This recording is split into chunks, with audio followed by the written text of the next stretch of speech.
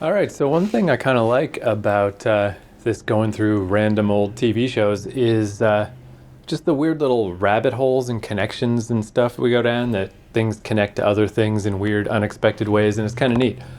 So for this week, I still have just the list of when we were looking over just random shows. If there was something with a particularly weird or interesting name, I made my little list of those. So I was still looking through that. And one of them is Fabian of the Yard, which I don't know why that stood out to us, but apparently it did. Oh, Fabian of the Yard. I wonder if it must be Scotland. Yeah, so it's based on the real life memoirs of Scotland Yard detective Robert Fabian, and it was a BBC show, aired in the mid 50s. But right away, I got, just sent off on a different path, because the first thing that the Wiki article said is this is the earliest British police procedural, and it shares many commonalities with the US series Dragnet. So I was like, all right, why don't we do Fabian of the Yard next week, and let's do Dragnet then? Because, if this show is based on Dragnet. So instead, we're going to do Dragnet. Okay. And spoilers for next week. Is Dragnet the one that starts with dun, dun, dun, dun, dun, some very ominous music like that? And Dragnet's one of those things I've never seen it, but I feel like I have, because it's like, the following stories are true. Only the names have been changed to protect the innocent. Right. And I think I didn't see Dragnet as a kid, young person. But I've seen it, I'm sure, as an adult, like old shows, And it's been around forever. There's a lot of different versions. It actually seems like this 50s version is not as famous, maybe, as the later Dragnets. But Dragnet, based on radio, of course, just like always. And they're both created by Jack Webb, who was the star of it. And it led to... Oh, yeah, dark-haired guy. Yeah. I think I know who he is, too. So it had many follow-up shows and movies, and is perhaps the most influential police procedural in media history. So you can't argue with that. And so we're watching Dragnet, not Fabian of the Yard. Yeah, we'll do Fabian next week and Okay. see how it does connect, how the British Dragnet, how they connect. What's kind of interesting with the radio thing is, so this main guy, Jack Webb, they brought in a lot of the same people who were on the radio show, including him, but he didn't want to try to act on TV. He felt pretty confident about radio, but he's like, I don't want to do the TV thing, but he was popular and stuff, so the producers convinced him to do it. And then once he got comfortable with it, his character Joe Friday was on every single version of Dragnet ever until 1982. They were about to make another one with him, and he died. So once he got on that TV box, man, Joe Friday. Oh, yeah. Okay, I know exactly who this guy is. And just in case you're curious, a dragnet is a systematic search for someone or something, especially criminals or criminal activity. Yeah, I would have thought, when I think of Dragnet, I think of dragging in the river. That kind of stuff. I mean, I think that is literally where it comes from. But as far as police go, yeah, it can mean almost anything, because there are Setting examples. up a perimeter to catch the crook. Right, but also like widespread DNA tests would be a dragnet, which is significantly more highfalutin than just stopping people on the road. But yeah, it's just one of those names I never thought about twice. I never knew what it meant. And I'll be kind of curious to see how this goes, because Jack Webb's aims were for realism and unpretentious acting. So that'll just, because we have seen pretty much the gamut of totally goofball, Gracie Allen nonsense to, like, even just last week, the acting was pretty low-key, pretty realistic and stuff, so... But every once in a while, you'd get somebody like that gal that was on the stand who was definitely over the top. Right. So we'll see, since, it's good to hear that Dragnet was aiming to be unpretentious and realistic. That's a good sign, because... Yeah, it doesn't seem like at this point anyone's going to stumble upon that by accident. Unless, well, that's what's interesting with last week with the Dumont court show. Maybe they were just kind of tired out and underpaid, and that's why they came off so realistic as people in the court. But yeah, so I'm curious to see how Dragnet goes. And this series ran from 1951 to 1959 on NBC. And this again will be interesting to see how the British one goes versus the American one, because the British one only ran for 2 years, and I assume probably only had about 6 episodes a year, because they already were doing that in England, where this fucking thing ran 276 episodes, so that's nearly 40 episodes per year. Wow, Yeah. that's almost one. Wow, that'd be like one every weekend, couple of days. Yeah, so I mean, it's way too many. Wow. So it's just funny that even back then, like the lines were drawn. Like Britain was like, we're gonna do small series and try to make them good, and America was like, just man, we got ads to fill. Yeah, and this thing is popular, so we're gonna run her right to death. Yeah, even more so. Like even now, I think it's more common for TV shows to be about 20 or so per year, not 40, but maybe like the idea of reruns wasn't established yet. They just thought they had to make a new one every week. And the other thing is, you wouldn't have had the number of commercials in the early 50s that you do now, where Yeah. like a good third of the show is commercials. In these days, your commercials would be very short-lived, very short. So you would have to plan for probably a good 50 minutes, 50 to 55 minutes of viewing time. And not like today when they, what is it, 30 minutes, 40 minutes Even for your hour? speaking of commercials, that's one thing that's been kind of interesting. Is obviously TV has kind of evolved into YouTube. Basically, I mean, even these things we're watching all mostly come from YouTube, and it was interesting at first because YouTube didn't really have commercials, and then they had very limited commercials. Like compared to TV, YouTube commercials were nothing. It's like, okay, a little 15-second commercial in the middle of the video, that's not too bad. But there's been just a gross number of commercials lately, like excessive on YouTube. So I looked into it, and apparently it is like since coronavirus started and everyone's inside and everyone's watching YouTube, and there just is no legitimate competitor to YouTube because it's already free. So they could just crank up the commercials. And like at this point, I don't know if YouTube has more commercials than TV, but it might. It's getting close. And it's so sneaky how that happened. It just kind of crept up, and it's like, all right. I mean, not like it was easy. Like YouTube has been a financial disaster ever since it started, and it cost $1 billion for Google to buy it. Like it's not cheap. But now they're on top of the heap. They're so blatant with commercials, they don't even try to hide them like they used to in the old days. Like in the old days, you'd start watching a show, let's say a movie, and it would go for probably almost 15 minutes before a commercial came on. Then when the commercial came on, they were very short. You might get a minute of them. As the show went on, because I timed it one night, by the time you were at the end of the show, you got maybe 3 minutes of show and 5 minutes of commercial because they had you hooked. Yeah. Well, now they don't even bother with that. It's like, yeah, whatever. Yeah, the show's just starting. We're just going to run the whole gamut of commercials for you. So That's kind of they're gross. just blatant now. They don't even try that old trick of trying to catch you with the hook.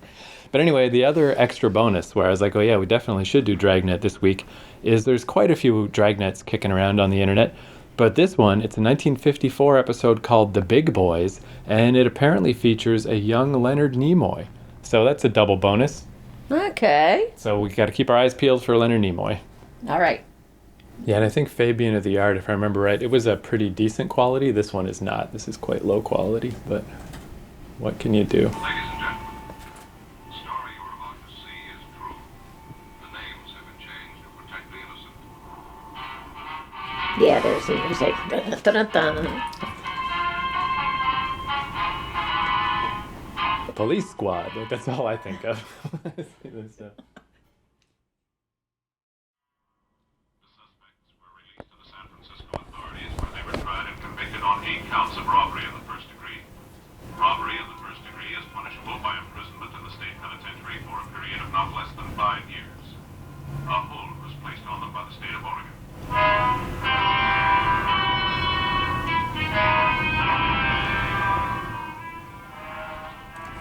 So that was weirder than I thought it was going to be. It was not quite like what I expected. I mean, I guess, like I was saying, you can definitely tell the radio roots. A lot of just talking, you know. Yeah, they could have made this. Was this half an hour? I think like 25 minutes, but it had the commercials cut out. So. Yeah, okay. Because if you took a lot of that talking out and a lot of that, but then you'd miss out on the character development and all those scenes with the drunk. That went on for quite a long while. Yeah, and there was like, I just kind of assumed it would have some kind of a lame fight scene or gunfight at the end, but it didn't. But maybe that's part of them going for like a more realistic portrayal of police work. Is probably most of the time you just arrest people, right? It's probably not a and big probably there's a lot of talk going on and people kind of dicking you around and that. So, and they did that. thing. So yeah, it was like my very first impression was that it was going to be sort of a hard-boiled Mickey Spillane kind of thing, because everyone was like, "Here it is. Here's the city. Here's where I work. I'm a cop."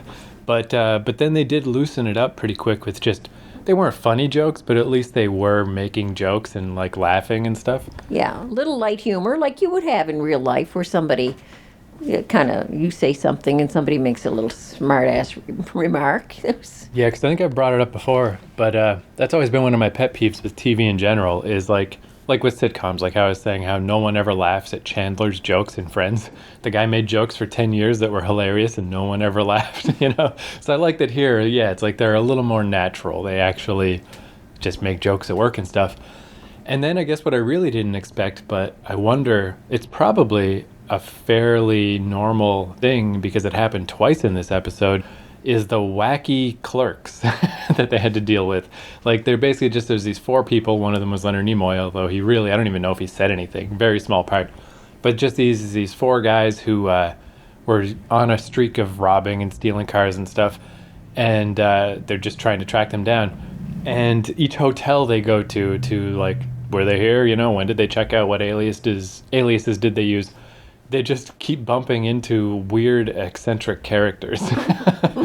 Which, I mean, it was okay. It did kind of spice it up a little bit.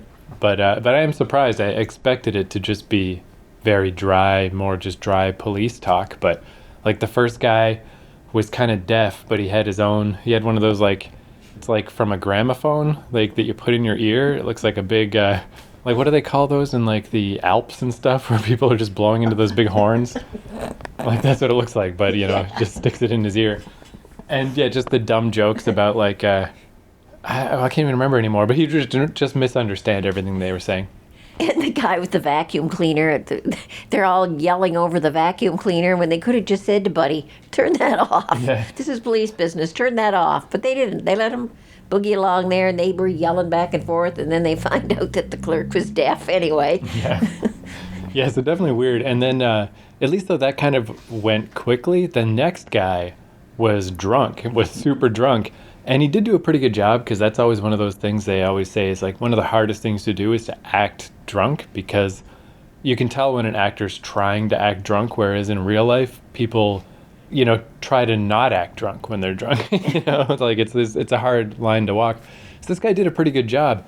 But he was in like 10 minutes of the episode. He was the one that was the connection between the crooks who were coming back to get the stuff and them. So yeah. that was probably the climax of the show right there.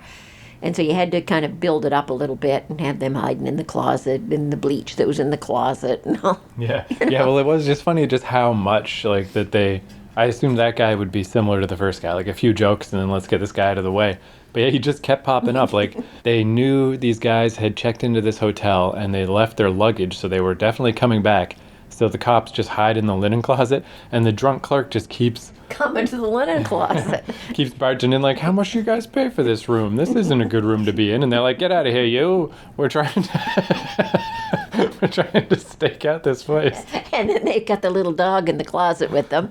And after they arrest the first two guys, and he keeps coming to the closet telling them that it's okay, you can come out now, the dog's gone. Yeah. And they keep saying, no, the dog's in here with us. And that goes back and forth like it would with some drunk, where you just can't kind of get through to the guy. Yeah, it does kind of remind me of when I worked the graveyard shift at this coffee shop in Vancouver, and you're just dealing with just drunk guys coming in all night that just want to buy coffee and stuff. And yeah, it's like... And they just never shut up. Yeah, and there's no talking to them. It's just, it's just nonsense. And then the actual police part of it was surprisingly low-key. They basically just hid in the linen closet until all of the perpetrators came back to get their luggage and then arrested them one by one. And then that was it. They... At the end, you get the little voiceover that says, yeah, we took them to court. They were guilty as shit. And nice police work done once again. The high point of the show was definitely the part that was in the hotel with the drunk. Yeah. And them setting up the deal where they were going to catch the crooks. And I wonder if in those shows, maybe that's how they developed the show to a point when that's like the central part. Or maybe they start with the central part and then they add those little parts on, like the beginning leading up to it and then the end when the guys get arrested and go to court. Because they're kind of like little afterthoughts. Oh, we're arrested now. Okay, now it's time to go to court. And that's very quick. Yeah. So it's weird. It's like, I mean, I think it was pretty well done. Like, they definitely hit what they were trying to do of like, let's sort of try to unglamorize police work a little. Let's try to make it a little bit realistic. Like, really, you just go hit the beat, you talk to people, you gather information, you arrest people. There's not a big gunfight. There's not a bunch of crazy dramatics. It's just a thing. Throw in some wacky clerks to make the show more fun. And probably because, I mean, that probably is a big part of being a policeman too, is like me dealing with these drunks at the coffee shop. I bet they have to deal with crazy street bums and nutso people and just annoying like people and all this, Yeah. and they certainly covered it in this one. so it's like they definitely seems like if that was the plan of like let's try to show a little more realistically what it's like to be a cop and try to put police in a better light and like, here they are. They're just people doing their job.